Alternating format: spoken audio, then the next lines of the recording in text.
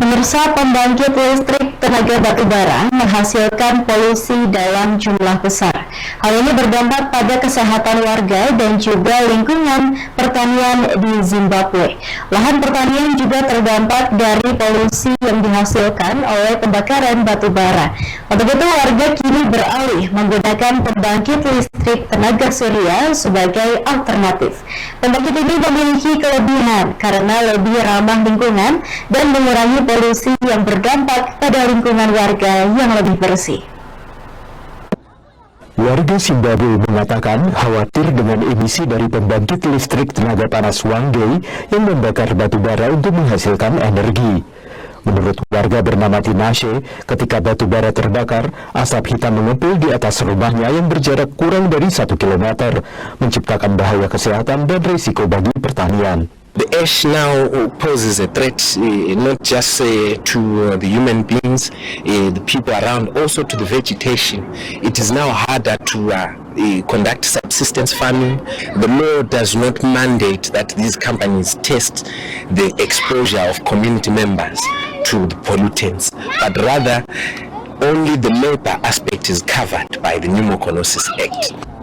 Tinashe mengacu pada undang-undang yang mengamanatkan perusahaan harus membayar tes pneumoconiosis, tapi hanya bagi karyawannya. Pneumoconiosis adalah penyakit paru-paru yang disebabkan menghirup debu dan mengakibatkan batuk dan radang menurut para dokter. Dan paparan debu yang terus-menerus bisa menyebabkan kanker. Pembangkit listrik tenaga panas Wanggai dioperasikan oleh Otoritas Pasokan Listrik Zimbabwe (ZESA) milik pemerintah. Menurut warga di sekitar pusat listrik, masalah ini telah ada selama bertahun-tahun. Pemerintah Zimbabwe belum menanggapi keprihatinan warga yang terkena dampak pembangkit listrik tenaga batu bara. Kelompok advokasi yang dikenal sebagai Greater Wanggai Residents Trust telah mengajukan petisi kepada pemerintah untuk mengamandemen Undang-Undang tahun 1970-an dan memastikan warga yang terkena dampak bisa dibantu. Wanggai is being a community, especially is faced by air pollution, and we want people to be tested for pneumoconiosis for free, and the relocation of the community to a safer space where there is less pollution.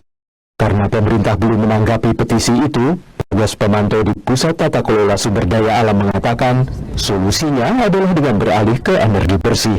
I think we should also try and introduce the issue of solar or of using solar here in Wanggai.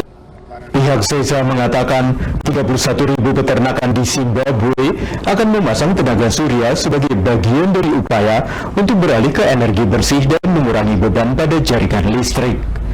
Perusahaan ini memuji proyek tenaga surya di wilayah pertanian dan berharap kelebihan pasokan listrik surya mereka bisa dijual ke jaringan listrik nasional.